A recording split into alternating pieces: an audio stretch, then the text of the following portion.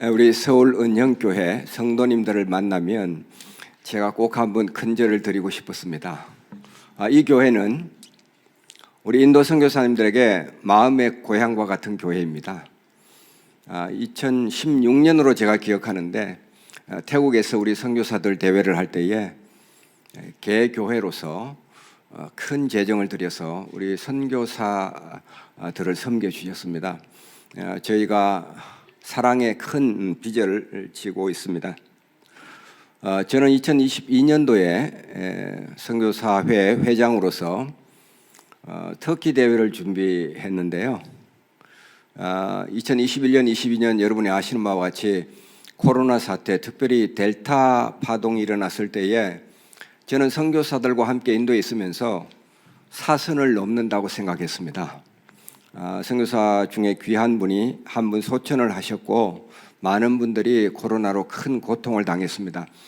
2022년도 터키 대회를 준비할 때에 과연 이 대회를 할 수 있을지 없을지 그 자체가 좀 불투명한 그런 가운데 있었는데요. 우리 은연교회, 서울 은연교회에서 지원을 해주시고 선교사 대회를 아주 잘 치루었습니다. 우리 선교사님들이 코로나 사태뿐만 아니라 인도의 강성 힌두 정권 때문에 비자발적 출국을 많이 당했습니다. 그런 암울한 시절에 우리 선교사들이 같이 모여서 정말 큰 은혜를 누렸고 위로를 많이 받았습니다. 너무나들 좋아하시더라고요.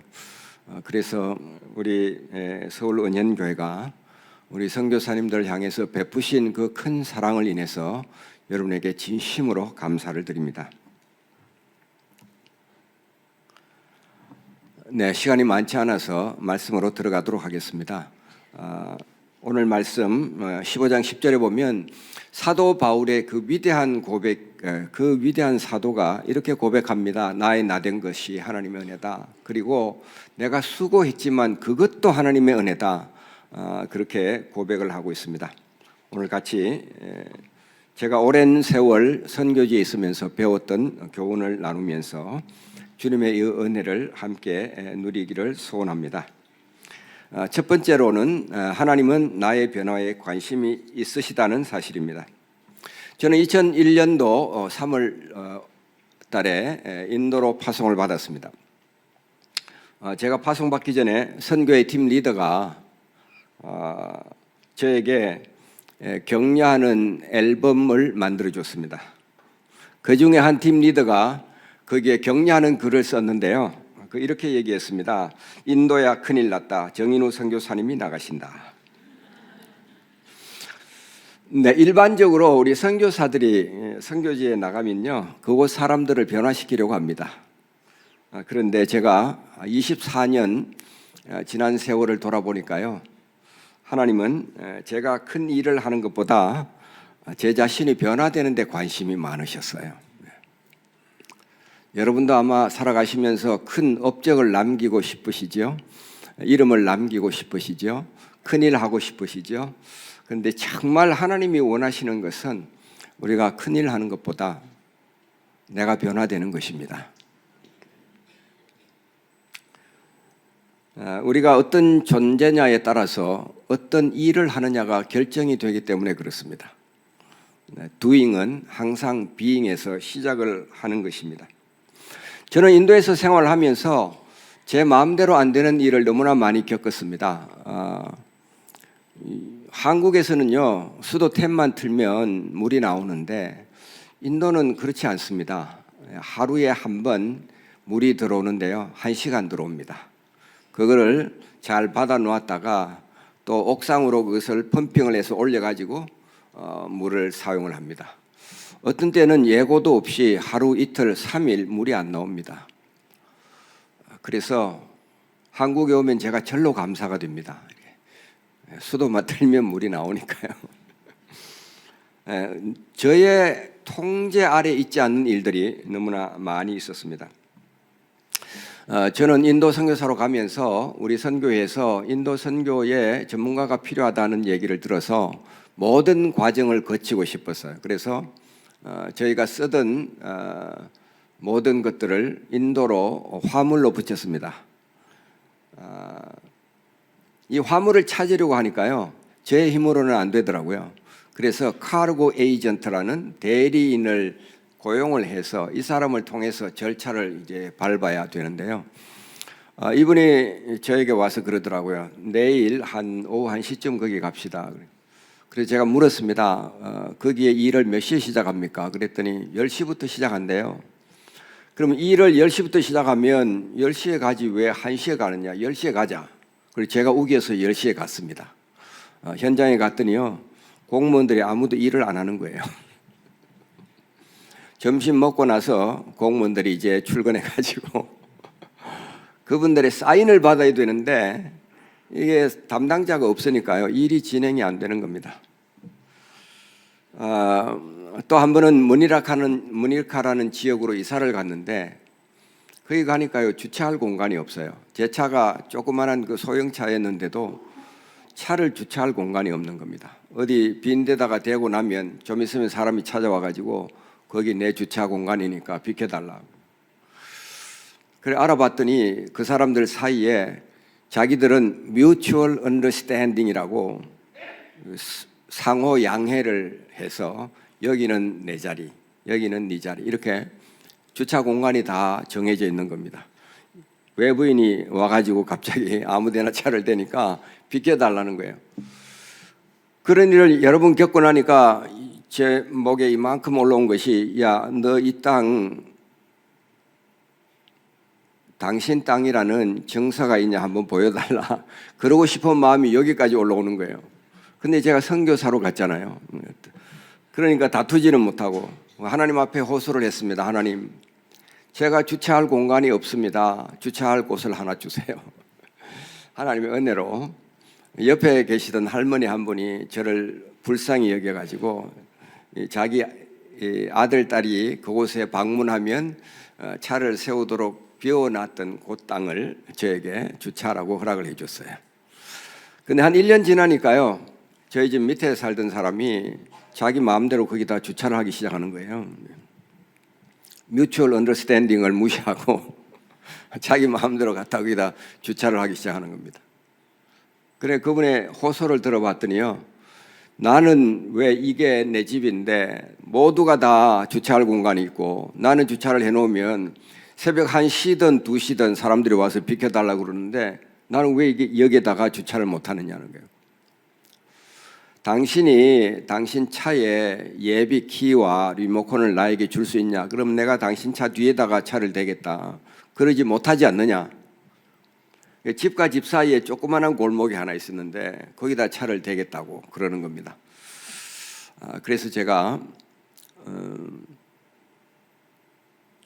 차키, 예비 키를 하나 하고 리모컨을 가지고 밤에 그 집에 내려갔어요. 그래서 앉아서 얘기를 했습니다. 아니, 당신이 나의 가장 가까운 이웃인데 그런 어려움이 있으면 와서 얘기를 하면 쉽게 해결할 수 있었지 않겠냐. 내가 이 키를 줄 테니까 단 옆에 분에게, 이분이 개를 데리고 그쪽으로 나와서 산책을 시키는데 그분에게 양해를 구하고 그리고 당신이 주차를 하면 좋겠다. 그 다음날 제가 2층에서 이제 내려오니까요, 이 집 주인이 저에게 동양식 90도 인사를 하는 겁니다. 그리고 뭐 얘기를 하자면 오늘 한 오후까지 얘기해야 될 것 같은데요. 어쨌든 주변의 사람들이 얘기하는 것이 당신이 이곳에서 가장 좋은 이웃이다. 그런 얘기를 듣게 하셨어요.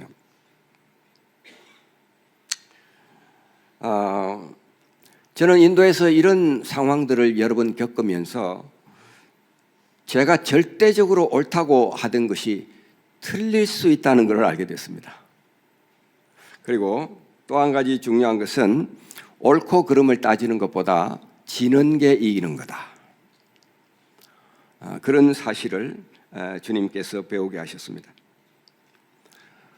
저희 집 위에 있는 분이 집을 이제 리노베이션이라고 그러는데 여기는 리모델링이라고 그러더라고요. 그 리모델링을 하고 나서 저희를 불렀어요. 그래서 올라갔더니요, 내가 이 이웃에게 물어보니까 당신이 가장 좋은 이웃이라고 그러더라. 당신과 똑같은 사람에게 이 집을 좀 놔줬으면 좋겠다. 저희가 잘한 일이 별로 없습니다. 제가 아무리 생각해봐도 잘한 일이라고는 져준 거밖에 없어요. 그런데요, 졌더니요, 이기더라고요. 그렇게. 사랑하는 성도 여러분, 신앙생활에서 승리하는 삶을 살고 싶으시죠?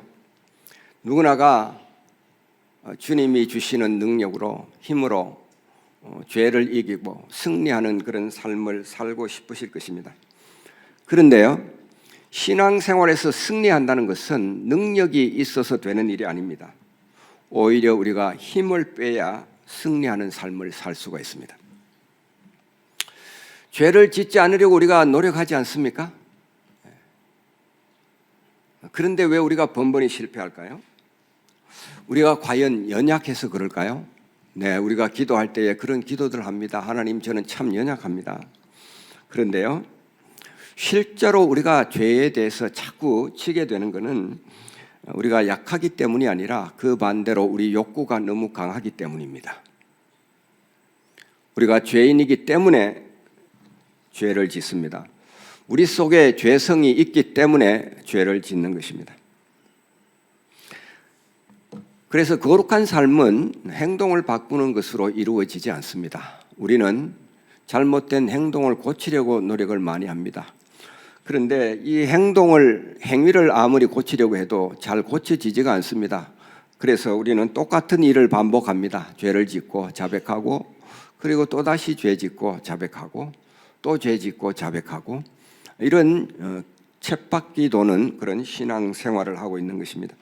그렇다면 우리가 뭐를 해야 이게 해결이 될 수 있을까요?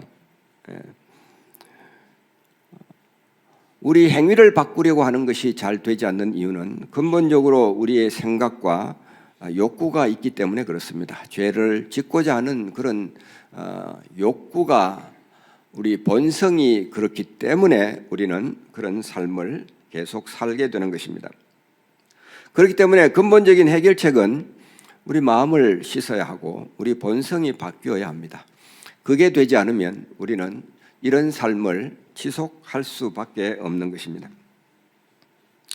자, 본성을 바꿔야 되겠는데 본성을 바꾸는 게 쉬울까요? 그게 쉽게 바뀐다면 우리가 이러지 않겠죠. 벌써 성자 소리를 듣고도 남았을 것입니다. 이스라엘의 역사를 보면요, 유다 왕국의 종교 개혁이 일어났던 때가 여러 번 있었습니다. 8대의 요아스까지 합치면은 5차례에 걸쳐서 종교 개혁 운동이 일어났습니다. 이들의 대체로 종교 개혁 운동을 한 그 내용을 들여다보면 거의가 다 산당과 제단을 없앴습니다. 성전 외에 간편하게 가까이서 편리하게 드릴 수 있는, 그러다 보니까 거기에 우상 숭배를 자꾸 하게 되는 산당과 제단을 없애는 그런 일을 했습니다. 그리고 우상을 타파했습니다. 바알 신이라든지 아세라 상이라든지 이런 상들을 없애고 그것을 빻아서 심지어는 시냇가에 버리는 그런 일들을 했습니다. 이렇게 종교개혁 운동이 일어났는데 그래도 돌아왔으면 이들은 다시 우상 숭배로 빠졌습니다. 하나님께서 계속 선지자들을 보내어서 우상 숭배를 그치라, 내게로 돌아오라, 수없이 인내하며 기다리며 이스라엘 백성들을 권면했지만 그들은 듣지를 않았습니다. 그래서 북이스라엘 왕국은 BC 722년에 아수르에게 멸망을 당하고 말았습니다. 그 광경을 똑똑히 목도하고도 유다 왕국도 같은 길을 걸어갔어요. 계속 선지자들로 이렇게 보내고 종교개혁 운동을 일으키고 했지만 선한 왕들의 이 종교개혁도 무용지물이 되고 말았습니다. 마침내 BC 586년에 남방 왕국 이스라엘도 바벨론에게 멸망당하고 말았습니다. 자, 우리가 사람으로서, 이성을 가진 사람으로서 어떻게 이렇게 될 수가 있을까요? 왜 이스라엘 나라의 유다 왕국에 이렇게 우상 타파가 되지 않았을까요? 그 길을 꾸역꾸역 걸어가서 마침내 멸망하고 말았을까요? 그 이유가 바로 에스겔서에 나오고 있습니다. 14장 3절에 보면 이 사람들이 자기 우상을 마음에 들였다, 그렇게 기록하고 있습니다. 20장 16절에서는 마음으로 우상을 따랐다. 마음에 우상이 있으니까요, 저기에 세워져 있는 우상은 치워버려도 다시 우상 숭배로 돌아가게 되어 있는 것입니다. 마음이 바뀌어야 되겠는데 그 마음은 바뀌지 않고 마음은 우상에게로 빠져 있고, 그래서 NIV 성경의 그 에스겔서 20장 16절을 그렇게 표현을 했습니다. 그들의 마음이 우상을 열애했다. 그들의 마음이 우상에 빠졌다. 그들의 마음이 우상에 몰두했다. 이렇게 devoted라는 단어를 쓰고 있습니다. 우리 욕망이 얼마나 강한 집착인지를 알 수가 있는 것입니다. 죄로부터 승리하는 것은 우리가 강해야 성취되는 것이 아닙니다. 죄로부터의 승리는 우리가 순복해야 가능합니다. 그래서 성경은 우리에게 가르치기를 죄 짓고 자백하는 데서 한 걸음 더 나가야 된다. 그것은 바로 대적하는 것이다. 마귀를 대적하라 라고 말하고 있습니다. 자, 우리가 신앙생활을 하면서 마귀를 대적하고 있을까요? 많은 경우는 마귀와 대화하거나 동조하거나 그 길을 걸어갑니다. 그 길을 따라갑니다. 대적하라는 것은 우리가 알고 있지만 대적하지 못하고 마귀와 동조하고 마귀와 같은 걸음을 걸어가는 우리 자신을 볼 수가 있는 것이죠. 그럼 어떻게 해야 될까요? 하나님은 그것보다 한 번 앞서서 한 가지를 더 얘기하고 있습니다. 하나님께 복종하라. 그렇게 얘기합니다. 이 복종하라는 것은 개역 성경인가 보면은 순복으로 나오고 있습니다. 우리가 하나님께 순복해야 하는데요, 우리가 정말 변하려면 하나님께 순복해야 합니다. 이 순복이라는 단어를 헬라어에서는 그 뜻을 보면은 자기를 누구누구 아래에 두다, 복종하다, 순종하다는 뜻입니다. 근데 이게 항상 쓰여질 때 보면요, 주어가 I로 되어 있습니다. 내가 나 자신을 누구 아래에 둔다. 내가 복종한다, 순종한다. 나를 다른 사람의 권한 아래 나를 둔다. 이런 뜻이 그 속에 들어 있습니다. 누가 강요해서 순복할 수 있는 것이 아닙니다. 순복을 하려면 내가 자원함으로 하나님 앞에 순복해야 되는 것입니다. 그러므로 순복하라는 것은 우리 의지의 선택입니다. 나의 자원함으로 여기까지 우리가 나아오기를 지금도 하나님은 기다리고 계십니다.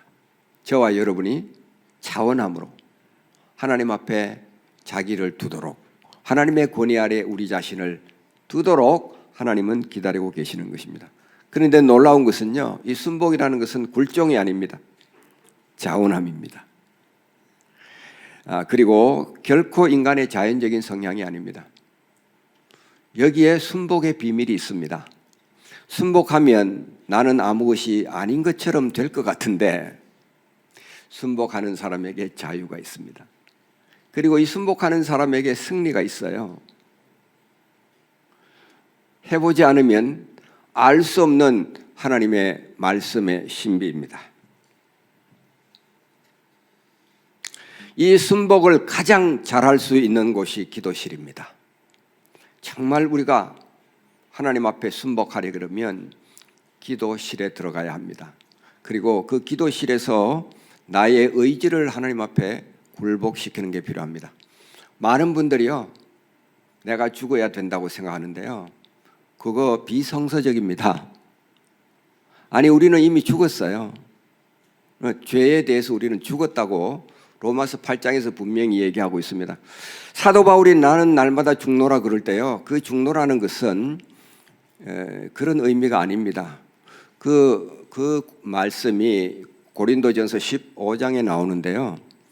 그 15장에서 사도 바울이 나는 날마다 죽노라 할 때에 그것은 나는 날마다 죽음의 위험을 무릅쓰고 있다고 고백하고 있는 것입니다. 강의 위험, 강도의 위험, 동족의 위험, 매질의 위험, 수없는 위험을 그는 겪었습니다.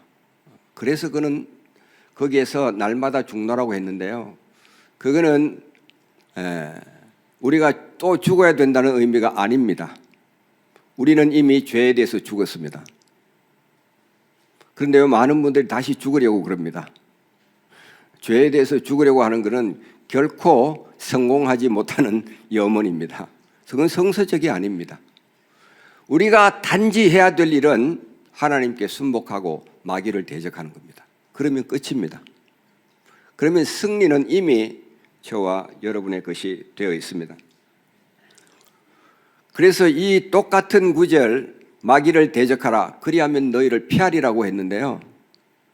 그 메시지 성경에 보면요, 마귀에게 큰 소리로 노라고 해라. 그러면 마귀는 황급하게 도망갈 것이다. 이렇게 번역을 해놨습니다. 마귀는 힘이 없습니다. 뭐 그렇게 대단한 존재가 아닙니다. 무시무시한 존재가 절대로 아닙니다. 이미 패배한 적입니다. 그렇기 때문에 우리가 노라고 하기만 하면 우리를 해칠 수 있는 권한이 하나도 없습니다. 문제는 우리가 정말 기도실에서 나의 욕망을 하나님 앞에 굴복하고 있느냐는 것입니다. 기도실에서 이기는 사람은 삶의 현장에서 이깁니다. 기도실에서 실패하는 사람은 삶의 현장에서 실패합니다. 교회를 나가는 순간 넘어지고 말 것입니다. 이게 순복의 신비로움입니다. 저는 한 9년 동안 인도에서 작은 한인교회를 섬기면서 관계적인 어려움을 참 많이 겪었습니다.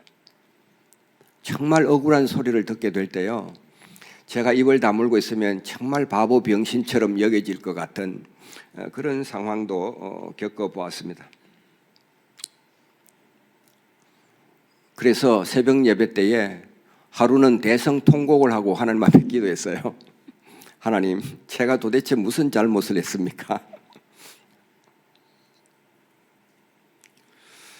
하나님, 주님은 저에게 판단할 권한을 주지 않으셨습니다. 그 대신에 사랑할 수 있는 권한을 주셨습니다. 주님이 말씀하신 대로 저는 사랑하겠습니다. 나머지는 주님이 해주세요. 그렇게 통곡하면서 기도한 적이 있습니다. 제가 제 욕망을, 내가 하고 싶은 것을 하나님 앞에 내려놓았을 때요, 지금도 그때에 함께했던 성도님들을 한국에 오면 가끔씩 만납니다. 저에게 연락을 해서 식사를 같이 하자고 초대를 합니다. 근데 그분들이 얘기를 들어보면요, 그때가 우리 한인교회의 프라임 타임이었다.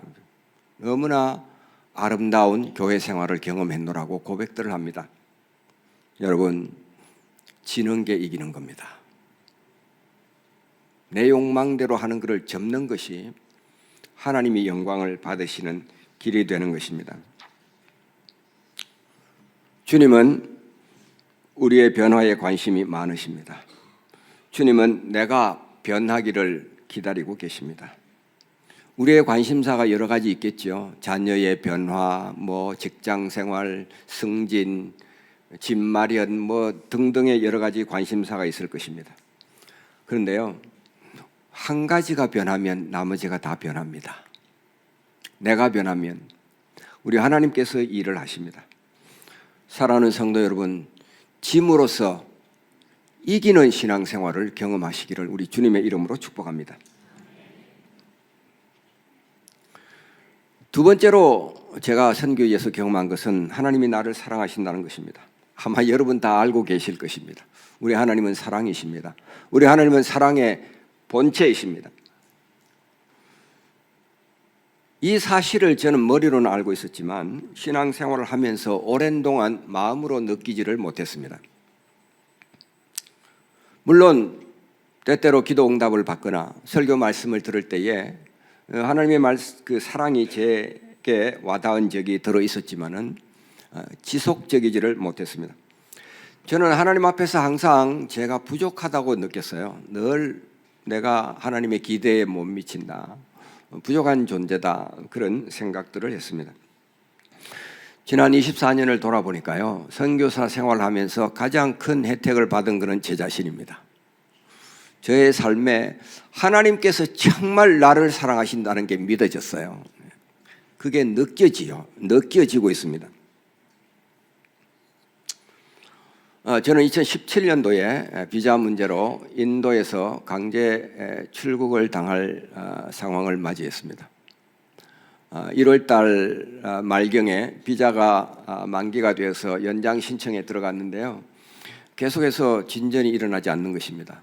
교회를 섬기고 있어서 저희 집사님이 이민국의 담당자를 만나러 갔는데요, 그 담당자가 집사님에게 비행기 티켓을 가져오세요. 그러면 나갈 수 있는 출국 비자를 드리겠습니다. 근사한 말인데요, 요게 정직하게 직설적으로 얘기하면 나가세요, 그런 겁니다. 인도에 있지 말고 나가세요. 그래서 강제로 축출당할 그런 위기를 맞이했습니다.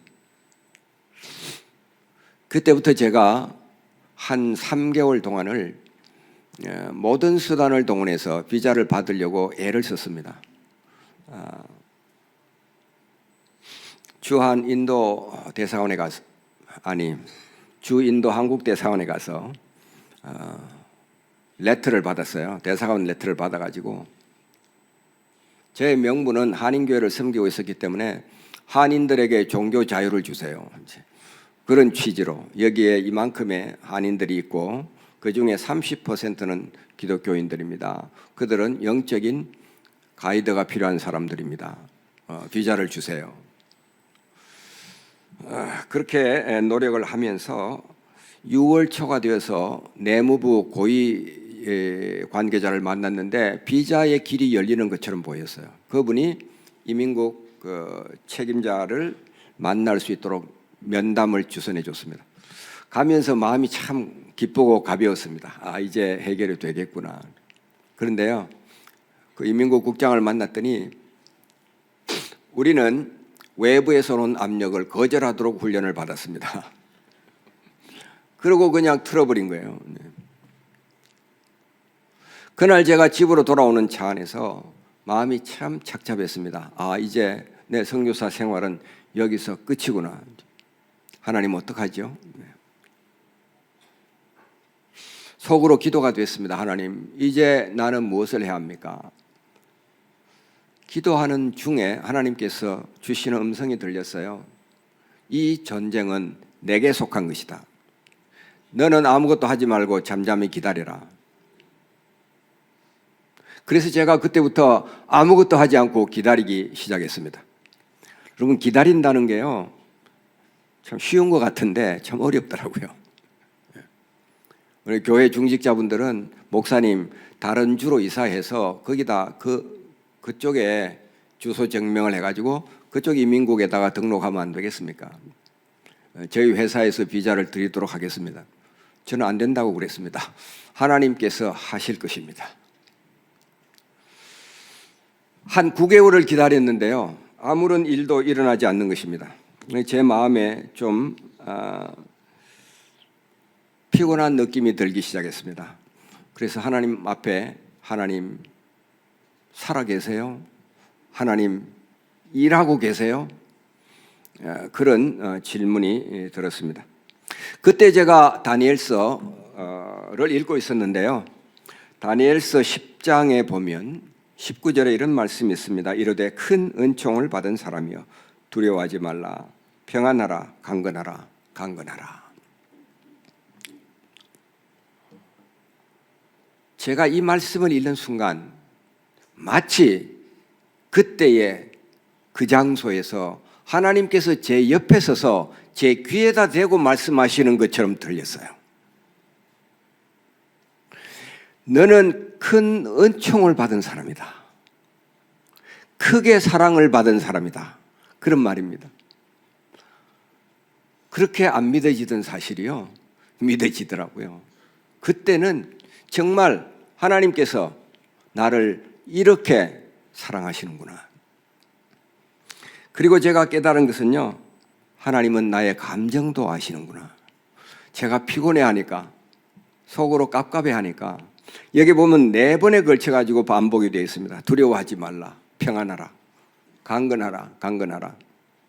한 번만 해도 될 텐데 얼마나 깝깝하시면 저에게 이렇게 4번에 걸쳐가지고 확인을 해 주시더라고요. 그리고 제가 또 깨달은 것은 하나님이 보시는 관점은 사람이 보는 관점과 다르다는 것입니다. 심지어는 내가 나를 보는 관점과도 하나님이 보시는 관점은 다르다는 것이에요. 나는 하나님 앞에 참 부족하다고 늘 느꼈는데 하나님은 족하다, 충분하다, 너는 정말 큰 사랑을 받은 자다. 하나님께서 제 귀에 대고 그렇게 말씀해 주셨습니다. 사랑하는 성도 여러분, 하나님은 저만 사랑하신 것이 아니라 여러분 모두를 사랑하고 계십니다. 그런데 우리가 죄와의 갈등 가운데 있으면요, 이 사실을 받아들이기가 어려워집니다. 우리 대적 마귀는 우리를 끊임없이 죄를 짓도록 유혹합니다. 그리고 일단 이 유혹에 넘어가면 고소하기를 시작합니다. 그래서 이 두 가지가 병행이 되기 시작하면요, 이게 워낙 이 고소가 리얼하고 심각하기 때문에 죄책감 때문에 많은 분들이 심각한 일들을 겪습니다. 그리고 우리가 그리스도인으로 살아가면서도 하나님의 사랑을 마음으로 느끼지를 못합니다. 여러분, 그런 상황 가운데 있을 때 우리가 기억해야 될 게 한 가지 있습니다. 그거는 뭐냐면 간음하는 현장에서 한 여인이 잡혀서 예수님 앞에 왔습니다. 예수님께서 그 여인에게 묻습니다. 여자여, 너를 고발하던 그들이 어디 있느냐? 너를 정죄한 자가 없느냐? 여인이 대답합니다. 주여, 없나이다. 예수님이 말씀하십니다. 나도 너를 정죄하지 아니하노라. 그리고는 당부를 합니다. 가서 다시는 죄를 짓지 말라. 여러분, 이 두 번째 문장에서요, 예수께서 이르시되 할 때 이 예수께서 이르시되라는 이 말씀이요,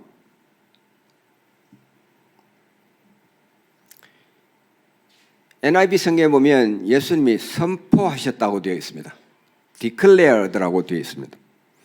이 단어의 원어는 그 말이 레고라는 말인데요, 그 말의 평면적인 뜻은 나는 말한다, 나는 진심이다, 이런 뜻입니다. 영어를 사용할 때 I mean it 이러면요, 나는 진짜야, 진심이야, 그런 뜻입니다. 그런데 이것이 원래 잠자리에 들다 이런 말이고, 이게 헬라어의 용법 중에 어떻게 사용이 됐냐면요, 논쟁을 종식시키다, 마무리하다, 결론을 내다, 이런 뜻으로 사용이 되었습니다. 사랑하는 성도 여러분, 예수님의 말씀은 최종 결론입니다. 누가 뭐라고 해도, 사탄이 아무렇게나 고소를 해도 예수님의 말씀하시는 것이 최종 결론입니다. 내가 너를 정죄하지 않는다 그러면 그게 최종 결론입니다. 이렇게 죄 많은 여인을 앞에 놓고 예수님께서 선포를 하셨는데, 나도 너를 정죄하지 않는다. 이것은 구약과 신약에 여러 번 반복이 되었습니다. 내가 너희 죄를 다시는 기억하지 않겠다. 우리가 죄가 없어서가 아니라 죄를 종결했는 사람들이 아니라 주님이 우리를 사랑하시기 때문에, 주님이 우리의 죄를 십자가에서 지고 가셨기 때문에 주님은 나도 너를 정죄하지 않는다고 선포하고 있는 것입니다. 우리 그리스도인들에게 참 이상한 일이 있습니다. 그게 뭐냐면 예수님의 말씀보다 사탄의 음성에 귀를 더 잘 기울인다는 사실입니다. 예수님은 죄 없다, 나도 너를 정죄하지 않는다 그러는데, 우리는 사탄이 우리에게 정죄를 하면요, 그렇지, 내가 참 바보지, 내가 참 못났지, 나는 참 더럽지, 그렇게 그 말에 동조를 합니다. 사랑하는 성도 여러분, 우리가 사탄의 소리에 귀를 기울일 것이 아니라 진리의 지식에 귀를 기울여야 합니다. 호세아서에 보면 이렇게 얘기했습니다. 내 백성이 지식이 없으므로 망한다. 우리가 성경을 다 알고 있다고 생각합니다. 그런데 우리가 가지고 있는 지식이 정말 지식이냐? 아까도 제가 한 가지를 말씀드렸습니다. 우리는 이미 죄에 대해서 죽었는데 또 자꾸 죽어야 된다고 생각합니다. 그거는 진리의 지식이 아닙니다. 어떤 지식이 없어서 망한다고 했습니까? 같은 장에 보면은 이렇게 얘기했습니다. 하나님을 아는 지식이 없다는 거예요. 우리가 알아야 할 하나님을 아는 지식, 하나님에 대한 지식이 뭡니까? 그 같은 호세아서 2장 19, 20절에 보면요, 하나님은 사랑의 하나님이라는 것을 우리가 알아야 합니다. 4장 1절에서 이 사람들이 진실도 없고 인애도 없다고 그랬습니다. 사랑이 없다는 얘기입니다. 그런데 하나님은 2장에서 뭐라고 얘기했냐면 진실함과 은총으로 내게 장가 들리라. 이 두 가지를 포함을 시켰어요. 이것이 전혀 없는 그 백성을 향해서 내가 이것을 가지고 너와 결혼하겠다. 근데 그것에 덧붙여 가지고 공의와 정의와 그리고 긍휼히 여김으로 내게 장가들겠다. 하나님은 그렇게 말씀하십니다. 우리가 정말 알아야 될 하나님은 그분이 사랑의 하나님이라는 사실입니다. 성경이 우리에게 말하는 정체성은요, 이렇습니다. 우리는 용서받은 사람들입니다. 우리는 하나님 앞에 선택받은 사람들입니다. 우리는 하나님 앞에 양자된 사람들입니다. 하나님께서 우리를 하나님의 가족의 일원으로 받아주셨어요. 하나님의 자녀라고 일컬음을 받게 해주셨습니다. 그리고 우리는 축복자들입니다. 저주받은 사람들이 아니라, 무지랭이가 아니라 저와 여러분은 하나님 앞에 축복받은 사람들입니다. 그리고 우리는 하나님께 사랑받는 자들입니다. 제 큰딸이 결혼을 해서 손녀를 하나 낳았는데요, 이름이 수아입니다. 몇 년 전에 우리가 인도에서 한국에 들어와 보니까 그 딸이 아직도 대소변을 잘 가리지 못했어요. 그래서 그 엄마가 거실에다가 소변기를 하나 마련해 놨는데요. 그래서 저희가 똥이 마려우면 거기다가 놀아 이렇게 얘기를 했습니다. 어느 날 난리가 났어요. 이 아이가 아빠, 엄마, 할아버지, 할머니 다 부르면서 내가 응가했다고 막 그렇게 자랑을 하는 겁니다. 그 소리를 듣는 순간 여러분 제가 어떻게 했을 것 같습니까? 코를 막고서 찡그렸을까요? 아닙니다. 잘했다고 막 박수를 쳐줬어요. 저와 여러분들이 하는 일은 이 어린 아기와 같습니다. 우리가 아무리 잘해도 하나님의 수준에 도달할 수가 없는 사람들이에요. 그런데 우리 수준에서 내가 할 수 있는 것을 할 때에 하나님은 박수 쳐주십니다. 하나님이 우리를 사랑하시는 것은 우리가 완벽하기 때문이 아닙니다. 잘할 수 있기 때문도 아닙니다. 그분이 우리를 사랑하시는 한 가지 이유는 우리가 그분의 자녀이기 때문에 그렇습니다. 하나님께서 신구약 전편을 통해서 말씀하시는 것을 요약하면 이렇습니다. 나와 결혼하자. 제발 나와 결혼하자. 하나님은 그렇게 지금 말씀하고 계십니다. 세 번째로 제가 배운 교훈은 제가 순종하면 주님께서 일하신다는 것입니다. 솔직하게 고백하면 저희 24년의 선교 사역은 저희가 계획한 대로 흘러가지 않았습니다. 작년에 제가 선교지에서 생활을 생각하면서 든 생각이 있는데요. 돌아보니까요, 선교가 안 될 확률이 58,000%였습니다.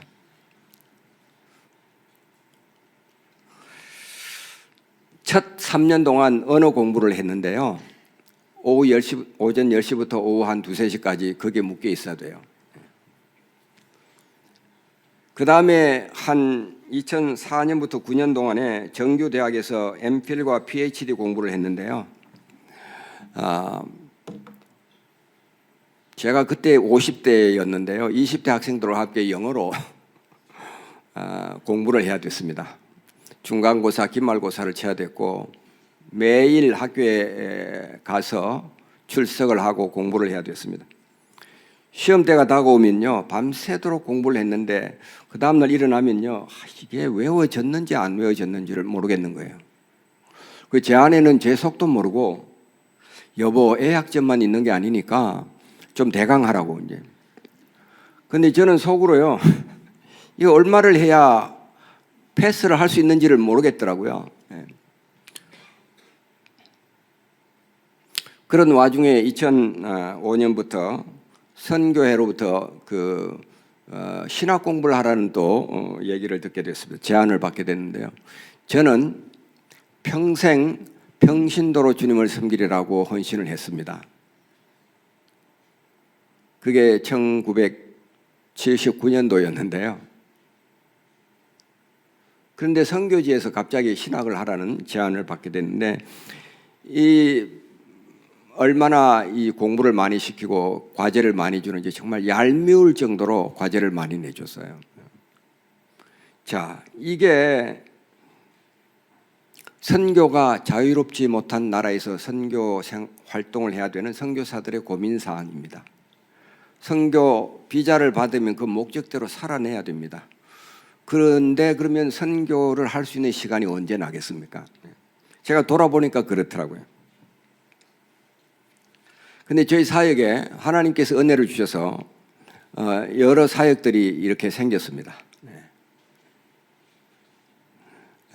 작년에 우리 짜만 형제를 구자라주라는 곳에 파송을 하는 파송식을 가졌는데요. 14년 5년 사역하고서 첫 선교사를 보내는 이 나라에서는 한 주에서 다른 주로 보내면 선교사입니다. 문화가 다르고 언어가 다른 이런 환경이 되기 때문에 저는 인도에서 선교하면서 사람들이 변하는 경험을 많이 했습니다. 사람들이 변하는 거예요. 복음이 들어가고 하나님의 말씀이 심기면 변합니다. 그래서 이 우파스나라는 자매는 한 1년 반 동안 저희와 함께 저희 집에서 생활했는데요. 제가 예수님을 따르고 전심으로 섬기기로 결심했다는 사실을 알려드리게 되어 기쁩니다. 저는 어떤 대가를 지불하더라도 주님을 따르고자 합니다.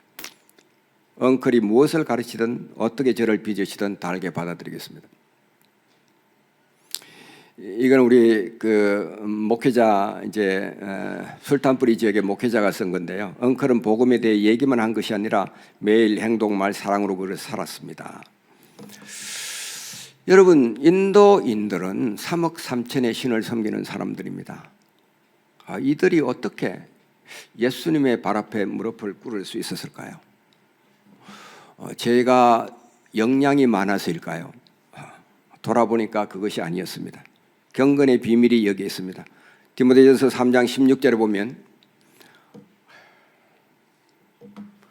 세 가지 대조가 나타납니다. 육신과 영의 대조가 있습니다. 그는 육신으로 나타난 바 되고 영으로 의롭다함을 받았다 그랬고, 두 번째 대조는 천사들에게 보이고 만국에서 전파되었다고 그랬습니다. 천사와 만국이 대조가 되고 있습니다. 세 번째는 세상과 천국, 영광 가운데 올려주신 그 천국이 대조가 되고 있습니다. 두 번째 대조를 보면요, 천사들은 하나님께 가장 잘 순종하는 영물입니다. 그에 비해서 만국은 뭐냐? 하나님을 배반하고 하나님을 죄되게 하고 미신을 섬기고 우상을 숭배하는 그런 민족과 인종들을 가리키는 단어입니다. 그들이 어떻게 주님 앞에 무릎을 꿇을 수 있었을까요? 주님이 하신 것입니다. 주님은 천사들에게 보이고 만국에게 전파가 되셨습니다. 저희가 한 가지 잘한 것이 있다면 그것은 하나님 앞에 순종하는 것밖에 없었습니다. 그곳에 있으라고 해서 그곳에 있었고, 그곳에서 사람들을 만나라고 해서 사람들을 만났고, 우리가 한 방향에 긴 순종을 하는 동안에 이 일은 주님이 다 하셨습니다. 사랑하는 성도 여러분, 우리가 주님께 순종하면 이 일은 주님이 하십니다. 여러분의 마음에 소원이 있으시겠죠? 주님께 순종하십시오. 그러면 주님께서 그 소원을 이루어 주십니다. 주님이 주시는 선물만 바라지 마시고 그 선물을 주시는 주님을 바라보고 기뻐하시는 여러분들이 되시기를 주님의 이름으로 축복합니다.